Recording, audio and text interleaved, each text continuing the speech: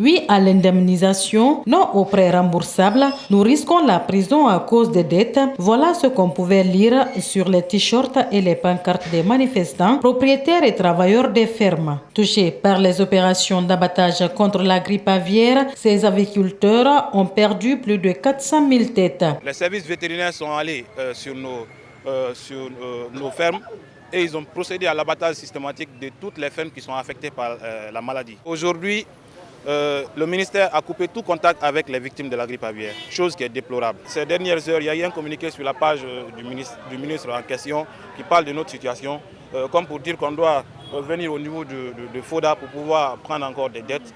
Nous sommes déjà endettés. On ne peut pas prendre crédit pour payer nos crédits. Comment est-ce qu'on va réinvestir? Donc c'est compliqué. Ces aviculteurs et représentants des 111 fermes de Koya et de Breka demandent par ailleurs le respect de leurs droits.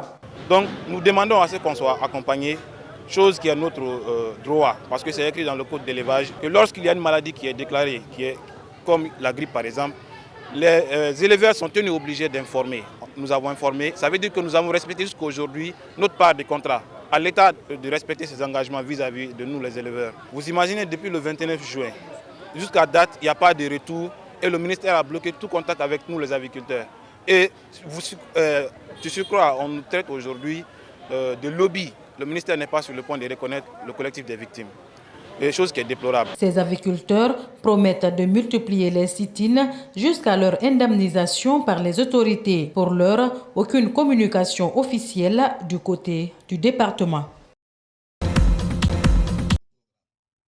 C'est en présence de plusieurs personnalités que le Fonds de développement social et de l'indigence a procédé au lancement officiel des activités de recensement des personnes vulnérables de la région de Mamou.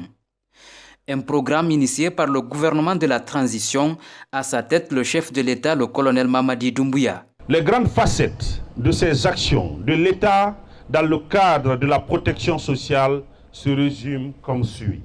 Un État qui protège les pauvres, les indigents et les personnes de troisième âge, qui soutient les plus fragiles.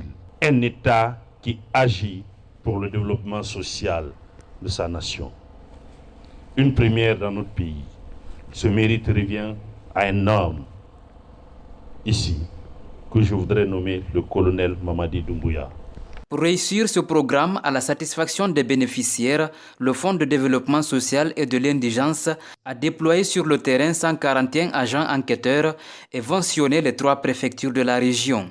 Parmi les 742 candidats qui ont postulé, il y avait 160 qui ont été retenus. Maintenant, parmi les 160 encore, hier on avait fait le concours, il y a eu 141 personnes qui ont été retenues. Il faut qu'il y ait encore beaucoup de courage pour arriver à nos fins. Ces opérations de ciblage des ménages et des indigents visent à doter notre pays d'un registre social unifié et crédible en vue de fiabiliser les programmes d'aide conformément aux recommandations du président de la transition, le colonel Mamadi Doumbouya. Cette opération de ciblage est un moyen permettant aux personnes démunies, même dans les zones les plus reculées, de bénéficier des retombées, des avantages économiques de ce pays.